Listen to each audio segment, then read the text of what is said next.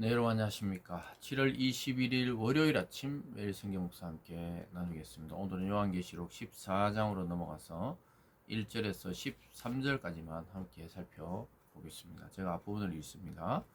또 내가 보니 보라, 어린 양이 시온 산에 섰고 그와 함께 14만 4천이 서 있는데 그들의 이마에는 어린 양의 이름과 그 아버지의 이름을 쓴 것이 있더라.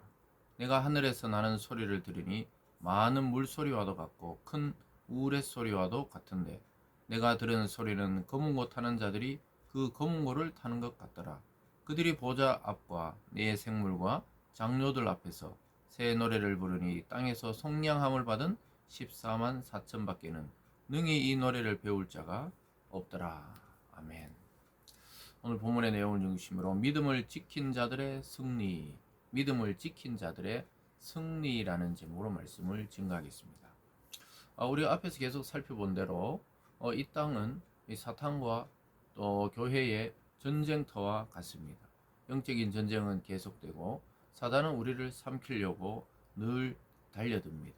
그래서 예수 그리스도와 비슷한 존재들을 계속 세워서 거짓 그리스도, 거짓 선지자, 거짓 하나님을 세워서 계속해서 그 존재를 숭배하고 또 그 존재를 경배하도록 만들려고 했지만 오늘 14장으로 넘어오면서 분위기가 바뀌고 있습니다.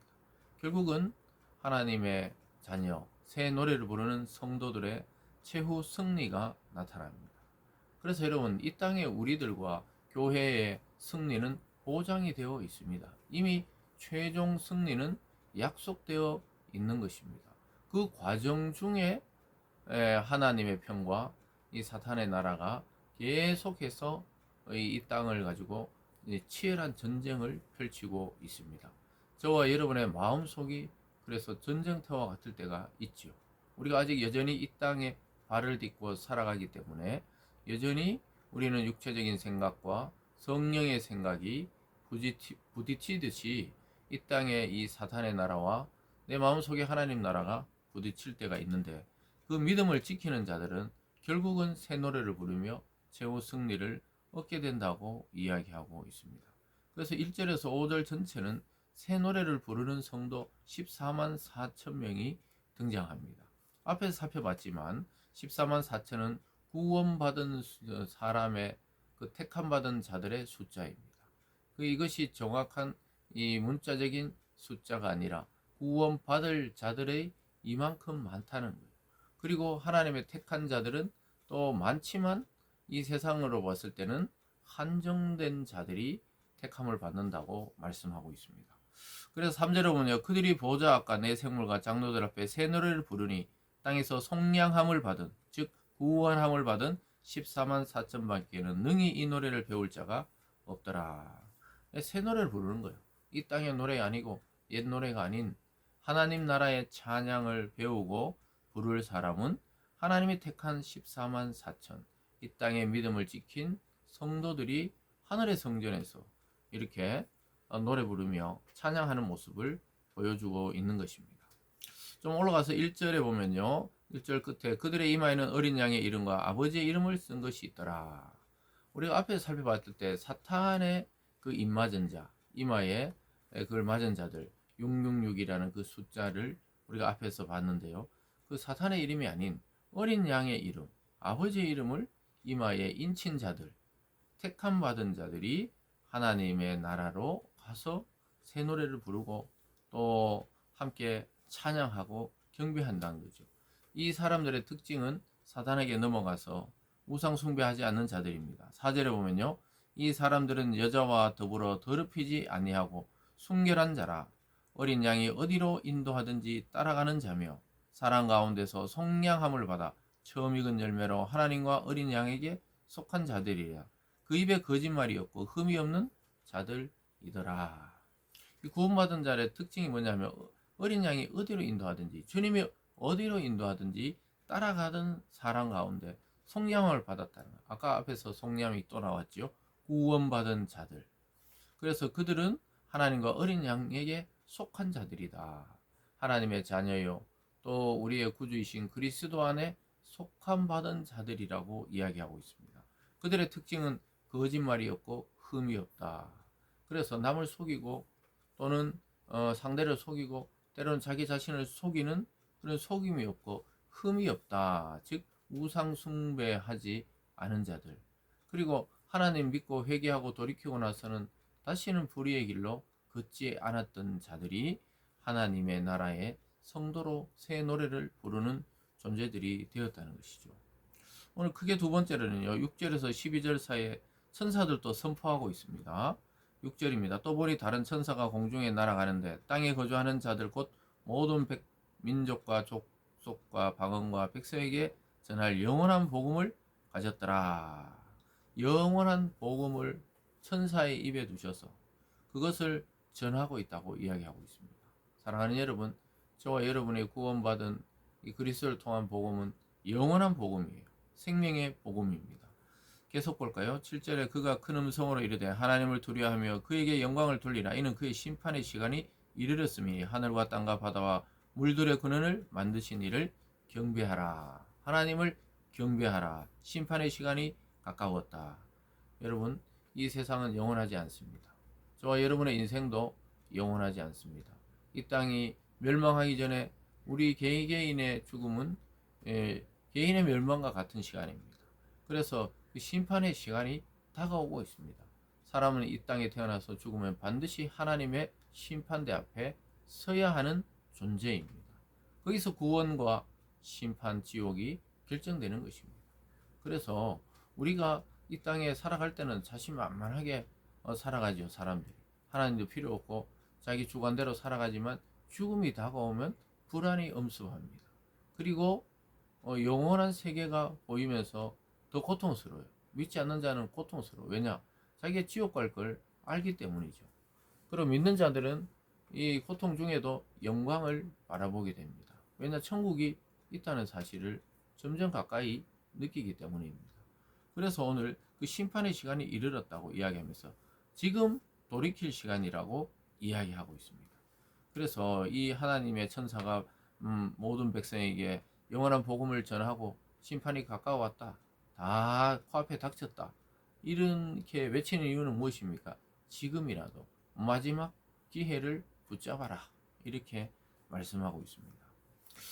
거기 8절로 볼까요? 또 다른 천사가 곧 둘째가 그 뒤를 따라 말하되 무너졌도다 무너졌도다 큰 성 바벨론이요 모든 나라에게 그의 음행으로 말미암아 진노의 포도주를 먹이던 자로다 하더라.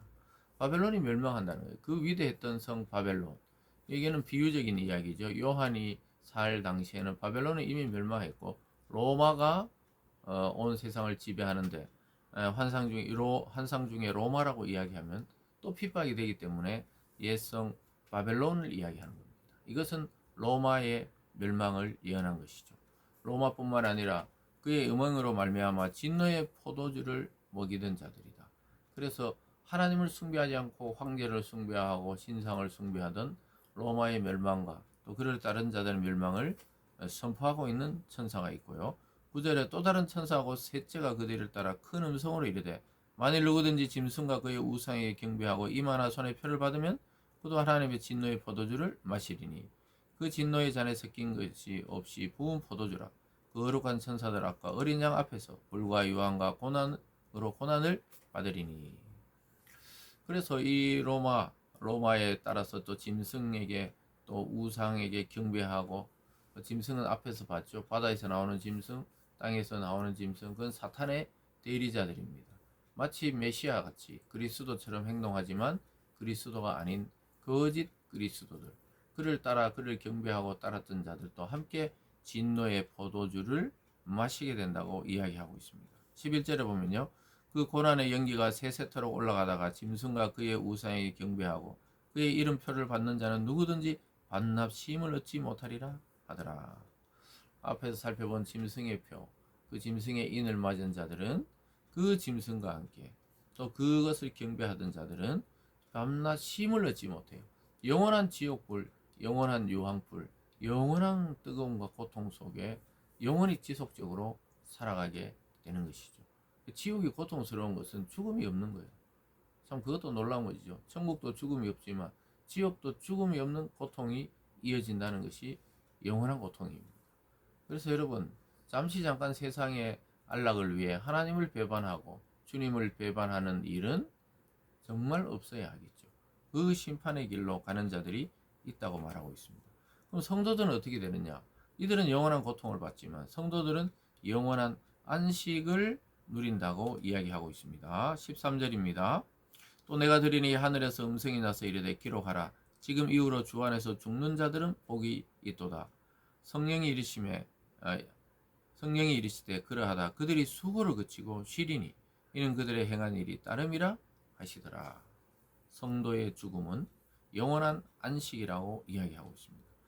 왜냐하면 지금 이후로 주 안에 죽은 자들이 복이 있대요. 예수 믿다가 죽는 자는 그 자체도 복이라는 거예요. 왜냐하면 그들이 이 땅의 수고를 그치고 쉰다. 진정한 안식, 영원한 안식, 영원한 평안 속에서 살아가게 된다고 이야기하고 있습니다. 아까 짐승을 따르는 자들은 밤낮 쉼을 얻지 못하지만 주님을 따르다가 순교하고 또는 고통받고 그래 살다 죽는 자들은 복이 있대요. 수고를 그친다는 거예요. 이 땅에 주님을 믿기 위해서 했던 영적 투쟁이 끝나고 주님 품에서 영원한 안식을 누리기 때문입니다. 이것은 사실입니다. 그래서 우리가 육체만 보지 말고 영혼을 볼 줄 알아야 하는 것이죠. 그래서 그들이 행한 일이 따릅니다. 즉 믿음을 지키고 인내하고 연단하고 고난 중에도 주님을 배반하지 않는 것이죠. 거기 12절입니다. 성도들의 인내가 여기 있나니 그들은 하나님의 계명과 예수에 대한 믿음을 지킨 자니라. 하나님의 말씀과 예수님이 구주라는 사실을 믿음을 지킨 자들이 바로 영원한 안식, 수고를 그치고 품 안에 쉬게 되는 것이죠. 그래서 성도들의 인내가 여기 있다 이 말이, 성도들은 이 땅에서 많은 연단과 고난이 있는데 그 이기는 비결은 인내와 믿음입니다. 막연한 믿음이 아니죠. 그리스도가 걸어갔던 그 길을 따라가는 믿음, 또 그리스도가 나의 고통을 끝내고 안식을 주시는 분이라는 믿음, 그리고 하나님의 말씀. 그래서 말씀을 믿고 기도하며 행동하고 살아가는 자가 복된 자지요. 그래서 주 안에서 죽는 자는 복이 있다. 믿음을 지키고 영원한 안식을 누리게 된다는 것입니다. 사랑하는 여러분, 오늘 이 결론을 잘 읽어보시고 우리 인생은 승리로 끝날 것입니다. 저와 여러분의 영혼은 이미 주님 품 안에 승리를 만끽하고 있습니다. 이 땅에서는 왜 이렇게 때로는 고통스럽고 환난이 오고 질병이 오고 사고가 오고 또 어려움이 오는가? 그것은 우리의 영적 전쟁 속에 지금 들어가 있고 그렇게 살아가기 때문입니다. 여러분 끝까지 짐승이 아니라 또 우상이 아니라 살아계신 하나님, 살아계신 우리 주님을 믿음의 대상으로 여기고 그분의 말씀과 예수 그리스도를 믿는 믿음을 지킴으로 이 일시적인 고난을 승리하고 영원한 안식을 누리는 우리들이 되기를, 또 최후 승리를 얻기까지 믿음을 잃지 않는 저와 여러분이 되기를 주님의 이름으로 축복합니다. 기도하겠습니다. 사랑의 하나님 아버지, 최후 승리가 눈앞에 있습니다. 우리에게 믿음을 더 덧입혀 주시고 포기하지 않게 하시고 끝까지 하나님의 말씀을 믿고 예수 그리스도를 믿는 믿음으로 이 세상을 지배하는 사탄과 그의 대리자 짐승 같은 그 우상들을 다 이기고 승리하는 우리들 되게 하여 주시옵소서. 감사드리며 예수님 이름으로 기도드리옵나이다. 아멘.